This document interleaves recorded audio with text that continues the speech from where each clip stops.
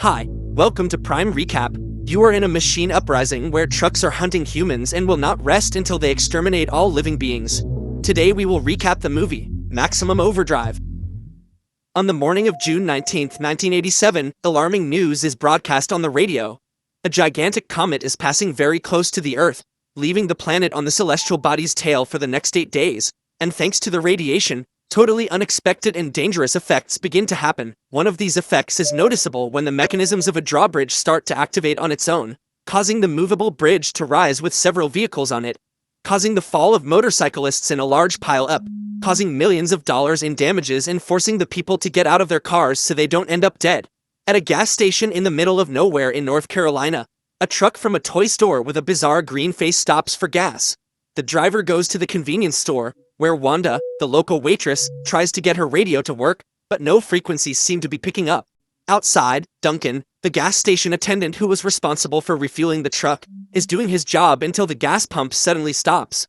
Believing that some dirt had clogged the object, the man tries to clean it, and when looking at the hose, an immense amount of diesel hits his face and inside his eyes, leaving him practically blind. Concerned about his coworker, another employee calls the owner of the gas station, who goes by the name of Hendershot, to warn him and get permission to take Duncan to the hospital, but his boss is a complete imbecile, saying only to wash the man's eyes and get back to work, as he still needs to sort out Billy, a young thief who, when caught stealing a small amount, was sentenced to work at that place for some months.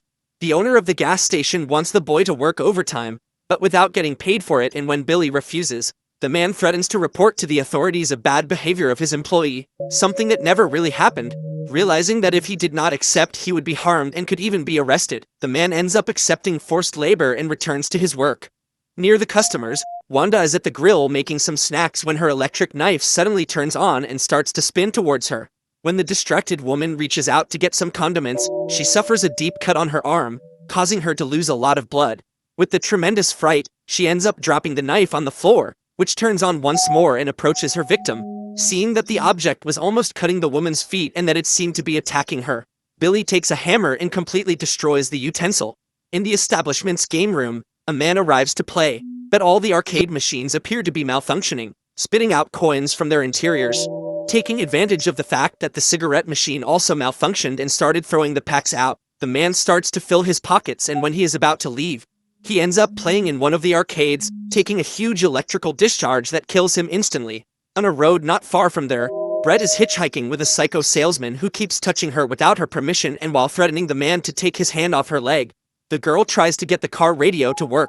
In a short time, when the device manages to pick up some frequency, she hears the announcer saying that everyone should stay away from anything minimally technological. In addition to the recommendation that everyone stay away from the highways, as some trucks are attacking people by the roads. Worried about the radio alerts, Brett asks the salesman to leave the highway they were on, and after being ignored, the girl takes the wheel and turns the car in the direction of the gas station, leaving the man quite infuriated that she almost caused an accident. After they leave the vehicle, he runs after her, and while the salesman yells at the girl, that truck with the devilish face starts to accelerate towards the two and almost kills them, thanks to Brett, who saw the vehicle approaching and threw them aside, saving their lives. Seeing that the truck driver was still inside the store, one of the customers asks the truck owner who could be driving, and he just shows his keys, signaling that there was no one driving the vehicle. In a nearby town, newlyweds Connie and Curtis are on their way to their honeymoon when they find a bloodied body along the way, and stop to see if the person was still alive and needed help. After confirming that it was indeed a body, the husband starts looking for someone who has a phone to call the ambulance. And while looking through the window of a store, a tow truck suddenly appears, and believing that the driver could help him, the man tries to get his attention, but the car simply brakes and starts speeding towards him, trying to kill him. Luckily, Curtis manages to jump to the side, thus avoiding being run over. The couple cheers for getting out of that situation unharmed, but they are scared when the tow truck starts up again and they run inside their car, initiating a desperate escape. In the middle of the highway, Connie and Curtis find a real horror convoy, with hundreds of trucks lined up along the road with no one behind the wheel. They carefully follow their course, apparently safe as none of the vehicles seem to have noticed their presence. But that completely changes when another tow truck crosses the road, almost causing a collision, and starts a new pursuit. Trying to escape, Curtis accelerates as much as possible, but his car is too slow, and thanks to this, the truck manages to hit the back of his car several times. The man starts driving wildly to dodge, and when they come to a curve, the crazy winch goes off the road, causing an accident and completely exploding.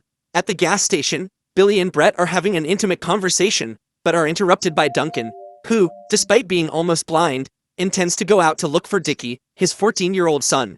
Billy even tries to convince him to give up the idea momentarily, at least until he fully regains his sight, but the man is determined to continue, and while walking to start his search, he is run over and brutally killed by a truck. A few meters after being run over, that same truck ends up colliding with the seller's car, who goes outside and starts cursing the alleged driver. While he is distracted by his insults, the eyes of the devil-faced truck start to glow and the car goes full speed towards the man. He tries to run away, but is run over and his body ends up being thrown into a ditch. On the baseball field, several miles away from his father, Dickie is in a game where his team ends up winning, and to celebrate the achievement, the coach decides to buy soda for the teenagers, but when he puts the money in the machine, it spits several cans, hitting him in the forehead and causing a fatal wound. The boy tries to get to his trainer to help him, but he is also attacked by the cans, and realizing that the man was already dead, Dickie starts to walk away. On the way, he sees one of his companions being crushed by a steamroller. Knowing that if he stayed there he would have the same fate, the boy takes his bike and decides to go to his father, running away from there as fast as he can. As he passes through the neighboring town, Dickie sees several bodies covered in blood everywhere, even finding a dog that was attacked by these damn machines.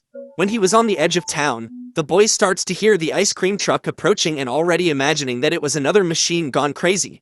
The teenager drops his bike on the sidewalk and runs to hide in the bushes. When he thinks the danger has passed, Dickie gets on his bike, and as he watches the ice cream man drive away, a blood-soaked lawnmower starts up by itself and starts chasing him. At the gas station, the trucks begin to circle around, surrounding people and completely removing the possibility of fleeing from there. But outside, Curtis is determined to enter the circumference and finds a gap that he believes is perfect. Deciding to take advantage of the space, the boy starts to accelerate and almost manages to pass, but is hit in the trunk and his car flips on impact. Seeing that the couple needed help, Billy and Brett run to help them. Even with some difficulty they manage to free Connie, who was trapped in her seatbelt. As they try to flee back inside the store, one of the trucks starts chasing them, and when they are about to be caught, Hendershot appears with a supreme bazooka and blows up the vehicle, allowing everyone to escape with their lives. A few hours later, Dickie is on the highway heading towards his father's work when he finds the tow truck that was destroyed by Curtis and Connie off the road, and while watching the charred truck, a bizarre plane with no one in charge begins to fly over it, and afraid of suffering an air attack, the boy once again hides in the woods. After a few seconds, the aircraft disappears from view, giving him the chance he needed to continue on his way to Duncan's work. But arriving there, the boy finds the trucks orbiting the gas station and decides to enter through the sewer pipe. However, this is not possible, due to a grid that was covering the tube. With no more options, Dickie stays hidden waiting for an opportunity to go. At dusk, Wanda, who is totally drunk, takes a very stupid attitude. The woman leaves the gas station and starts cursing the trucks, saying that humans created them and for that they should be grateful.